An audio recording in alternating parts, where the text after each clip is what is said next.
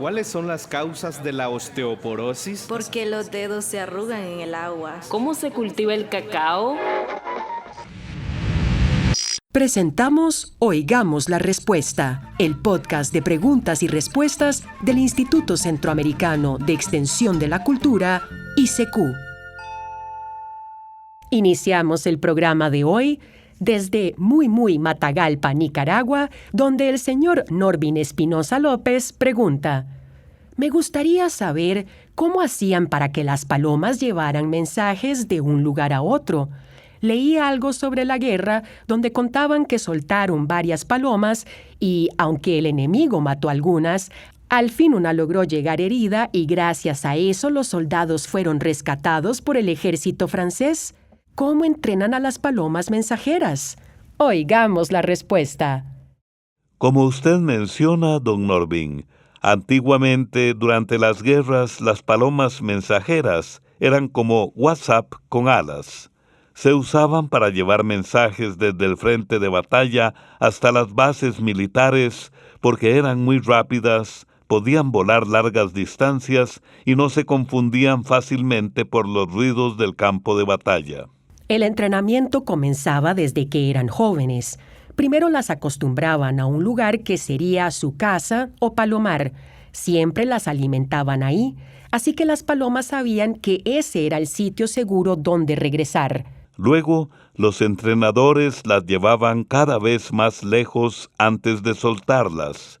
Primero unos pocos metros, luego varios kilómetros, hasta que podían volar decenas o incluso cientos de kilómetros sin perderse al regresar. Esto se debe a que las palomas tienen una increíble habilidad para orientarse y encontrar el camino de vuelta al palomar. Durante la guerra, los soldados llevaban hasta el frente algunas palomas en jaulas. Cuando necesitaban enviar un mensaje, lo escribían en un pequeño papel, lo enrollaban y lo metían en un tubito de aluminio que se amarraba a la pata del ave. Después la soltaban y la paloma volaba directo a su palomar, donde otros soldados esperaban para recibir el mensaje. Y sí, hubo un caso muy famoso. Durante la Primera Guerra Mundial hubo una paloma llamada Cher Ami, que en francés significa querido amigo. Era parte del ejército estadounidense. En 1918, un grupo de más de 500 soldados quedó atrapado en una colina en Francia, rodeado por el enemigo y sin comunicación. Los soldados estaban siendo atacados por sus propios compañeros, que no sabían que aquel grupo seguía vivo. La única esperanza era enviar un mensaje con una paloma. Mandaron varias, pero solo Cher Ami logró llegar. Fue herida en el pecho. Perdió un ojo y una pata, pero aún así llegó hasta su palomar con el mensaje colgado en la pata que le quedaba. Gracias a ese mensaje, el ejército pudo detener el fuego y rescatar a los hombres atrapados. Cher Ami se convirtió en una heroína y recibió una medalla por su valentía. Así que, aunque parezca increíble, estas aves pequeñas, entrenadas con paciencia, lograron salvar muchas vidas, simplemente siguiendo su instinto de regresar a su palomar. Seguramente has visto muchas veces la imagen de la Virgen de Guadalupe. Según la tradición católica, esta Virgen se le apareció a un campesino indígena en el Cerro del Tepeyac, en México. Ese campesino indígena se llamaba Juan Diego y fue declarado santo por Juan Pablo II. El libro Escuela para Todos 2026 ya está en venta y ahí te contamos más sobre Juan Diego y sobre la Virgen de Guadalupe. Envíenos sus preguntas al apartado 2948-1000 San José, Costa Rica. También nos pueden contactar al correo electrónico icq@icq.org.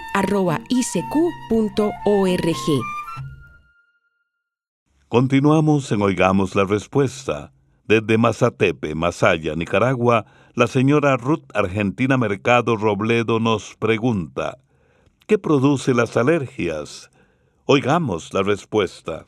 Imagínese que dos amigas están compartiendo una bolsa de maní. De repente, una empieza a sentir picazón, Se le hincha la boca y le cuesta respirar. La otra, asustada, no entiende qué pasa porque ella no siente nada. O alguien entra a una casa, se acerca a un gatito y empieza a estornudar sin parar. Y es que así son las alergias. Afectan a unas personas y a otras no. Las alergias ocurren cuando nuestro sistema de defensa, el sistema inmunológico, reacciona de forma exagerada ante algo que en realidad no es peligroso. Normalmente el cuerpo nos protege de virus y bacterias, pero a veces se confunde y cree que una sustancia inofensiva es un enemigo. Entonces libera una sustancia llamada histamina, y esa histamina es la que causa los síntomas de la alergia. Algunas de las alergias más comunes son las respiratorias, como la rinitis alérgica causada por el polen, el polvo, los ácaros o la caspa de los animales. Provocan estornudos, congestión nasal y ojos llorosos. El asma alérgica, que aparece por el polvo, el humo o el polen y causa dificultad para respirar y silbidos en el pecho. También están las alergias alimentarias provocadas por alimentos como el maní, los mariscos o la leche.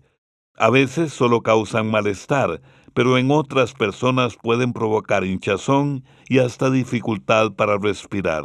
Además, hay alergias a medicamentos que pueden causar desde sarpullidos hasta reacciones más graves, y alergias por picaduras de insectos como las abejas o avispas que pueden ser muy peligrosas en algunas personas.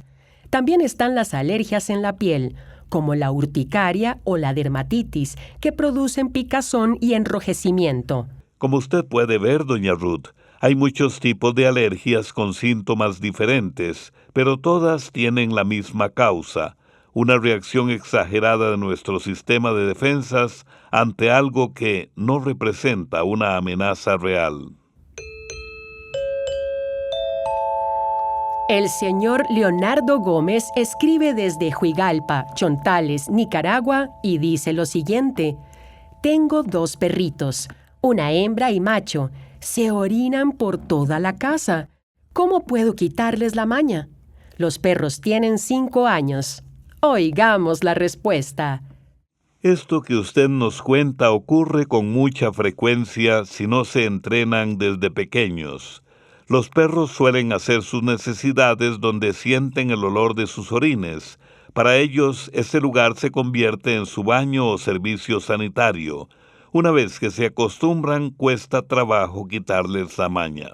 Esto generalmente sucede porque no aprendieron bien en qué lugar debían hacerlo, o porque se quedan solos algunos ratos dentro de la casa y no tienen cómo salir al patio. Castigarlos o golpearlos no sirve, porque el animal no entiende la razón por la que se le castiga. Esto solo los asusta y pueden incluso esconderse para hacer sus necesidades. Lo que se recomienda, don Leonardo, es limpiar muy bien los lugares donde los perros acostumbran a orinar, porque si ellos huelen su orina, volverán a hacerlo en ese mismo lugar. Puede limpiar usando vinagre blanco. Mezcle una parte de agua caliente y una parte de vinagre. Déjelo actuar unos 20 minutos y luego limpia como de costumbre. Una vez seco, puede espolvorear bicarbonato de sodio. Lo deja durante la noche y lo barre al día siguiente. Hay personas que recomiendan limpiar con una mezcla de 2 partes de agua oxigenada, 2 de bicarbonato y 1 de agua. Esto también podría dar buen resultado. Algo muy importante, no use cloro o lejía porque según dicen, este olor se les parece al de sus orines. Después va a tener que acostumbrarlos a que usen otro lugar. Sáquelos para que hagan sus necesidades afuera. Hágalo a la misma hora todos los días, por ejemplo en la mañana apenas se levantan, después de comer y antes de dormir. Premielos con cariño o alguna galletita cuando hagan sus necesidades afuera. Si los sorprende haciéndolo adentro, no los golpee ni les grite. Más bien, llévelos de inmediato al lugar correcto. Algunas personas que no tienen a dónde sacarlos, les ponen unos periódicos en un lugar escogido para esto y tratan de acostumbrarlos a que vayan siempre allí. Pero tenga presente que para poder llegar a acostumbrarlos va a necesitar de mucha paciencia y constancia. Nueva imagen, Nuevos proyectos. nuevo sitio en Internet. Ingrese a nuestra nueva página de Internet del ICQ, icq.org, icecu.org, donde encontrará información variada sobre nosotros, nuestros proyectos con las comunidades y, como siempre, los programas de Oigamos la Respuesta y Veamos la Respuesta. Además, es un espacio desde donde podrá comunicarse con nosotros a través de diferentes medios, formular sus preguntas para Oigamos la Respuesta y ver la lista de emisoras que transmiten el programa. Visítenos para conocer la nueva imagen del ICQ y nuestros nuevos proyectos en el sitio de internet icq.org, icecu.org.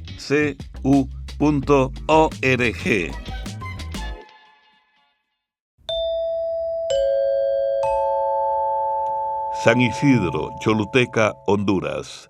El señor Delmer Nahum Lagos Zambrano dice lo siguiente: soy cristiano católico. Creo en Jesucristo y también creo que la Iglesia Católica es la única que fundó Cristo.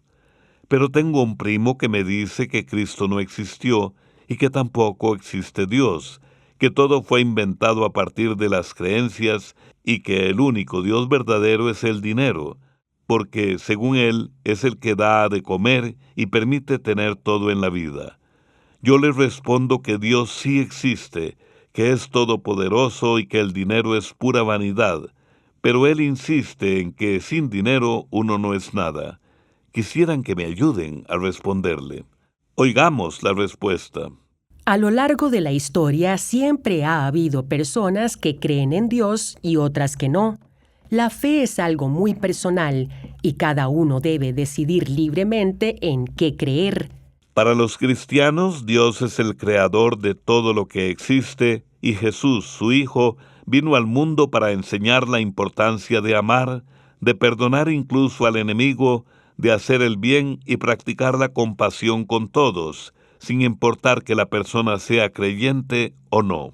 También hay quienes solo creen en lo que pueden ver o tocar y ponen su confianza en el dinero y en las cosas materiales. Es cierto que el dinero es importante porque nos permite vivir dignamente, pero también es cierto, y la historia lo demuestra, que cuando el dinero se convierte en lo más importante, puede llevar a grandes males. Esto puede volvernos sumamente egoístas, olvidando a los demás. El amor desmedido al dinero puede hacer que una persona robe, mate, trafique con personas, armas o drogas, sin pensar en el mal que causa a la sociedad. Nuestro consejo es que no trate de convencer a su primo con discusiones. A veces las palabras más bien resultan contraproducentes. Lo mejor es dar testimonio con su forma de vivir, mostrando que su fe en Dios le da alegría, fuerza, esperanza y paz, incluso en los momentos difíciles. También puede contactarnos a través de un mensaje de WhatsApp al teléfono código de área 506, número 8485-5453. O háganos sus preguntas al teléfono código de área 506, números 2225-5238 o al 2225-5338. Una sola vez en la historia de la Iglesia Católica se ha realizado un matrimonio en un avión en pleno vuelo. Ese matrimonio fue celebrado nada menos que por el Papa Francisco. La historia del único matrimonio en el aire aparece en el libro Escuela para Todos 2026, el cual ya está a la venta con relatos, consejos, recetas y entretenimiento para toda la familia. Desde Guanacaste, Costa Rica, un joven nos pregunta lo siguiente: ¿por qué es tan importante cuidar el océano? Y si queremos cuidarlo, entonces, ¿por qué se pesca? Oigamos la respuesta. El océano es enorme y maravilloso, lleno de vida y en gran parte aún desconocido para el ser humano. Imagínate que cubre un 71% de nuestro planeta y es donde viven millones de especies, todas importantes por pequeñas que sean. Para que te hagas una idea de su importancia, más de la mitad del oxígeno que respiramos lo producen unos seres vivos muy pequeños llamados fitoplancton, que viven en el mar. Y como si esto fuera poco, el océano ayuda a frenar el llamado calentamiento global porque absorbe gran parte del dióxido de carbono que los seres humanos producimos. La acumulación excesiva de este gas en la atmósfera que rodea la Tierra es una de las principales causas de que el clima en nuestro planeta se esté calentando. En cuanto a tu pregunta, la pesca se sigue haciendo porque miles de millones de personas en el mundo dependen de ella para alimentarse. Lo importante es que sea sostenible, es decir, que se pesque con medida para no acabar con ese alimento fundamental. Por eso, el gran problema no es la pesca artesanal, es decir, la que hacen los pequeños pescadores, sino la pesca que realizan los grandes barcos pesqueros, sobre todo cuando no respetan las leyes y pescan especies que está prohibido pescar o lo hacen en lugares que deben ser respetados. Otro problema es la llamada pesca de arrastre, una de las prácticas pesqueras más comunes en todo el mundo. Se hace arrastrando una red por el fondo del mar. Lo grave es que, al hacerlo, es como si barrieran todo el fondo del mar con todo lo que hay en él.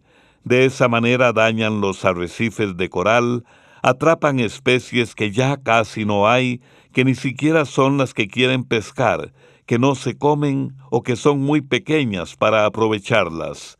Esto afecta la reproducción de miles de especies, y al destruir los corales, muchas especies se quedan sin hogar. Pero si hablamos de cuidar el océano, es fundamental evitar la contaminación. Mucha de la basura que producimos termina en el mar, sobre todo los plásticos, que se convierten en microplásticos, es decir, en pedacitos de plástico diminutos que después llegan a nuestra mesa y al interior de nuestros cuerpos a través de los peces que comemos.